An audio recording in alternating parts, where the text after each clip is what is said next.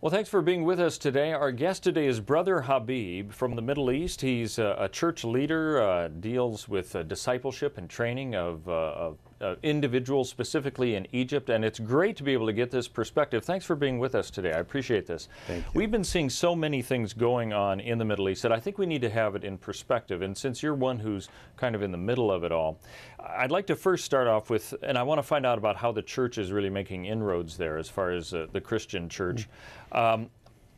The Arab Spring, when it came about, I think there was a lot of interpretation. What does this really mean? What is going on there? It's kind of morphed into something new right now. What is your perspective of that happening, a year ago now, when the Arab Spring really began? Well, not quite a year ago. It seems like it was that long ago. What really took place, specifically in Egypt at that time? Of course, people panicked and there was fear, a lot of fear. On the other hand, everything was uncertain and people were happy with the revolution to get rid of the dictator.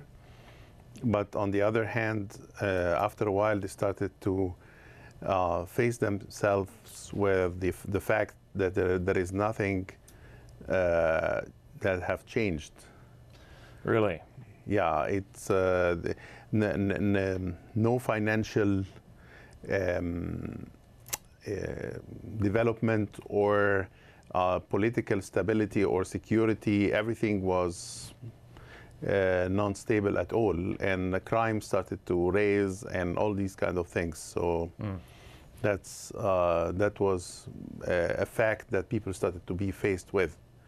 Shortly after the revolution took place, and after maybe a month or 2 months later. Of course, one of the good things that happened is that the fear from the police or fear from the dictator has been broken. Mm-hmm. And the ownership of people and normal people for politics and for voting and for making, shaping the future of their country became present. People started to take ownership of their, we have 90 million people in Egypt. We have 50 million that has the right to vote. We had parliamentary election, 2 parliamentary elections because we have 2 wings. And we had a presidential election in June. The parliamentary was in November, December, January, and then June, and 25 million people went to vote. Now, is that considered a high amount in Yes, it's 50% of the voters. And I don't know about the states, but I don't think it's higher than that anywhere in the world. Yeah. Well, okay, so the concern that we had, taking from our perspective, was we see the Muslim Brotherhood coming into power, wondering what does that really mean? I would imagine that Christians in the Middle East had concerns also about what that meant. Yes, and but not only the people in the Middle East, like the Christians. It was also all the people that are not fundamentalists in their beliefs, even the Muslims. And they were wondering what that meant. And they were not happy. Because they saw the Muslim Brotherhood as an extremist group? Is that right? Yeah, because... So what has happened from now till then? Have those concerns been borne out? They, for sure, because they came to power, and all our concerns and the concerns of everybody, even the sincere Muslims, have come true, and they have shut some TV channels that were against them, or So in the beginning they said we're gonna allow freedom everywhere, but that did not happen, or we started to see things evidences that said that they said something and they didn't do. They didn't deliver what they said in the beginning. Wow.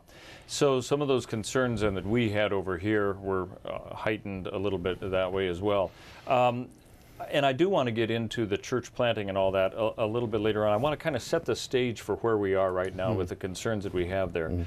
As we're seeing now, almost what looks like a different form of violence going on, specifically pointed against the United States. Some people have said it's because of this film. Others say, well, that was just the linchpin to be able to complain against the United States or the West in general.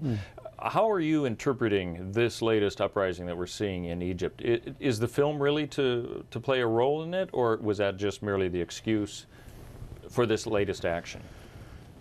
Well, there are different factors. The first factor is the whole issue of Palestinian-Israeli conflict that has started before 1948 and was clear in 1948 and continued in actually 3 wars with Israel, between Egypt and Israel, especially Egypt.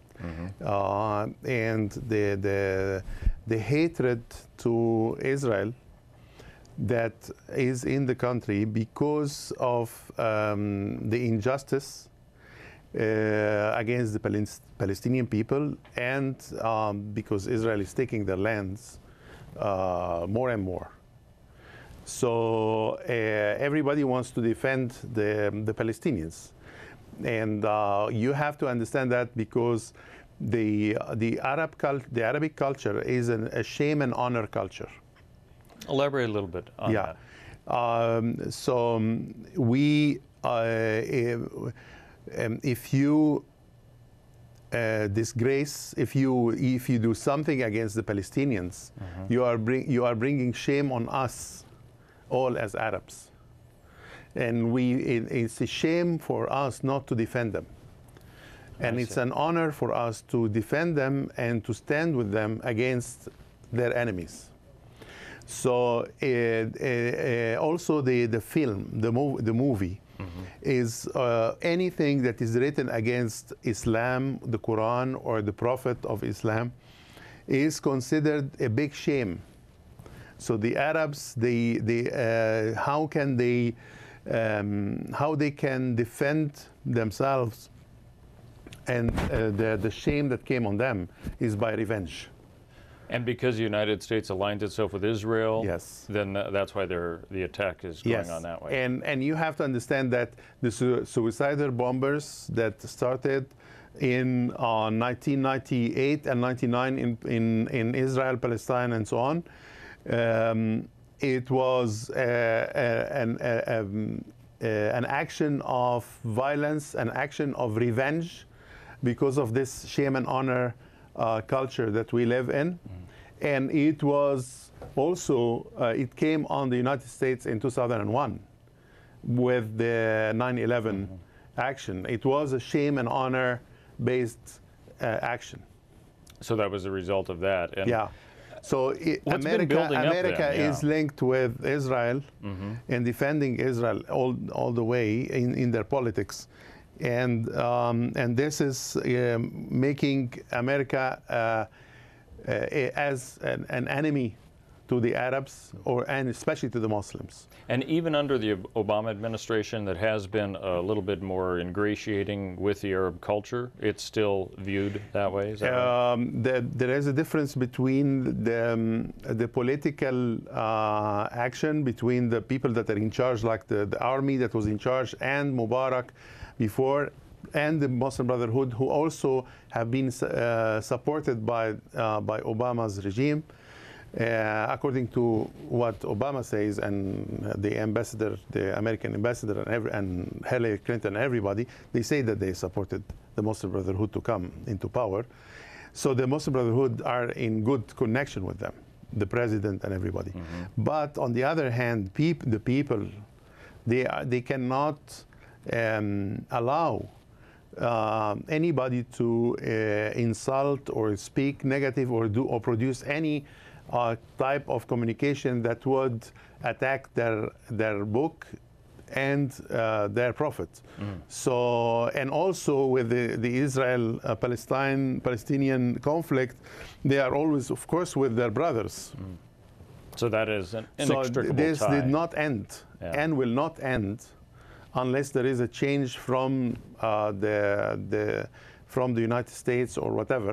And this is almost impossible because people here think in a different way. Like if somebody write a book or do a movie or draw a drawing, he is expressing his way of freedom of communication and so on, and they don't understand it there. It's a cultural clash, Yes. for sure. Let's talk a little bit about what you are doing in the Middle East with church leadership, discipleship, church planting, and all the rest as a Christian in that region. Given the political aspects that we talked about in the last segment, how difficult is that to do Christian church planting in an area that is highly Muslim influenced? There is, in Egypt, there are 17 million Christians at the moment. 70 million? 17 million. 17 million, okay. And the population is 90 million. The church has been there since 2,000 years, since the Apostle Mark the Apostle, who wrote the Gospel of Mark, came and established the church in Egypt. And so the church is very old, and it has different wings, like the Orthodox, Coptic Orthodox Church, which is the majority, and the Catholic Church, which is a minority today, and the Evangelical Church. And they are all official and they are recognized. What has been allowed to the Christians is to go to church and to attend there, and they can do their conferences, they can do their campaigns if they want inside of the church walls or the church properties. The facilities, yeah. Okay. Yeah. So, but outside of the church, they were not allowed, and any action would be taken outside of the church would be considered a violation to the peace between Muslims and Christians in Egypt. So Muslims can do activities outside of the mosque, but Christians can't do it outside of their church facility, right? Yes, that's true. And of course, during Mubarak's regime for 30 years, the police was trying to control everybody, whether Christians or Muslims, Or anybody. to bring balance. So that has changed with the Muslim Brotherhood starting to take control. Huh? Until now, there is no change that we can see, but we assume there is something that will a little bit be different Down the line. especially that there are some fundamentalist Muslims leaders that go on Islamic TV and they start to speak negatively about the Christians and attack them and so on. So this is, and nobody's doing any action to tell them not to do that. So of course we assume there is something that will happen in that respect. So people who are Christians and can, in their own home, they can practice their faith? Yes. Is that right? And Yes. in the church facilities, just Yeah. not outside? Yes. When it comes to the words of Christ even, to go and preach the gospel, that's where the problem comes in. Is that Yeah. right? Trying to convert Muslims? Yeah. And the penalties are quite harsh, aren't they? Of course, but yeah, if you're arrested to do that, you will be put in jail or in trouble. And not only because of the government, but because of the people. The people will not allow that. The normal people, they will be aggressive. Even if the government give you permission to do evangelism, they will have to tell you, but keep it secret, because they are afraid of the people. They will protest and be aggressive. So how do you then, as a Christian church planter in that area, how do you operate? Number one, we, and not only me, but all the ministries, they will, we have been focusing on different areas. Number one, prayer is to mobilize prayer in the churches and in the Christian community, and held big conferences of prayer and talking about prayer, encouraging houses and rooms and meetings of prayer throughout the country. So this is number one. Number two, discipleship. One-on-one partnering with others? No, training the Christians. Oh, I see. Okay. Training the Christians, discipling them, and teach them to walk in the ways of God. Third, training to reach out to the community. Now, how do you do that, since proselytizing is frowned on? To do evangelism in the street doesn't only fit our government, it doesn't fit our culture. So in the States or in Europe or any Western country, you have the right to go in the street and just give tracts or speak. Right. Mm-hmm. But this approach, what we call aggressive evangelism, doesn't fit our culture. The Muslim listening to the Arab listening to this preaching in the street, he will be motivated to react, especially if there are other Muslims around him. So he would want to tell them that he is more fanatic and more sincere than them. But this aggressive evangelism doesn't even fit the culture. And this is, so nobody used that, okay? So that's not a problem for us or a challenge, because we don't even think about using it. Mm-hmm. On the other hand, what we do is we train the Christians to be able to not to be afraid, to be able to answer questions. So they study their Bible, so if anybody asks them a question about their faith, they can answer. We train them to pray for people and to minister with the power of the Holy Spirit, so they can pray for healing or pray with a person about his problems.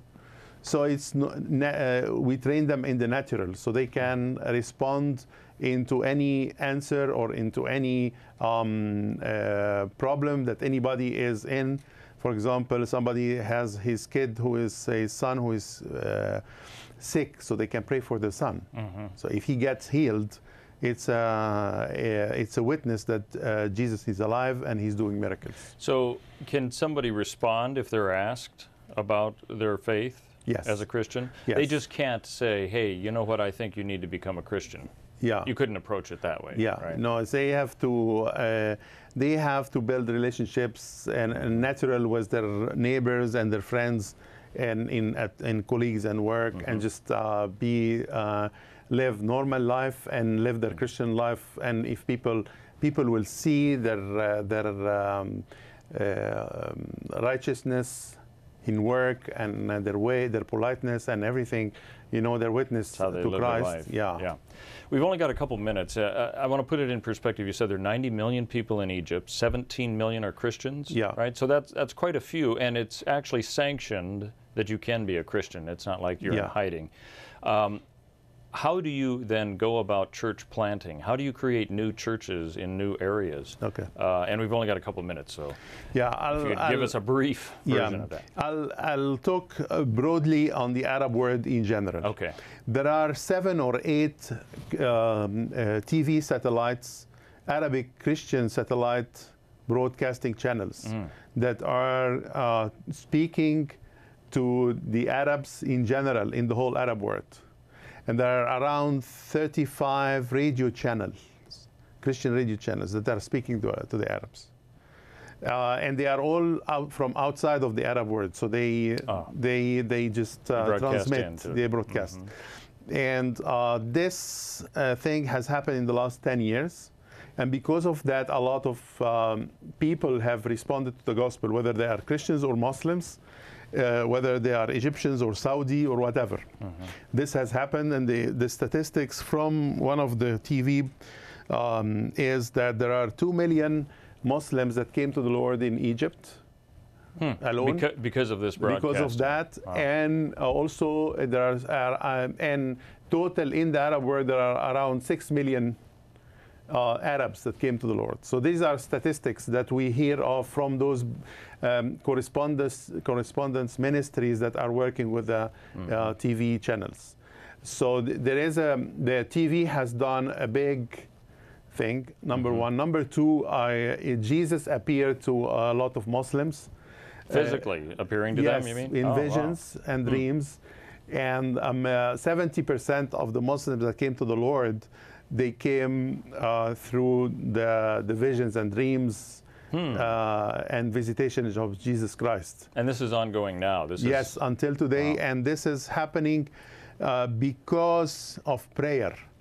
Whether the church is praying in Egypt or in the Middle East, and also the church around the world has been praying for the last 20 years, focusing on the Muslims. Well, that's amazing. Another reason why we need to keep praying for Egypt in general, the Middle East as a whole, and specifically for your church planting in Egypt. Yeah. Brother Habib, it's been a pleasure. I wish we could talk more, but we're kind of limited on time. Thanks. If you happen to make it back through, we'll get an update with you on what's going on. Thanks for being with us today. Thank you.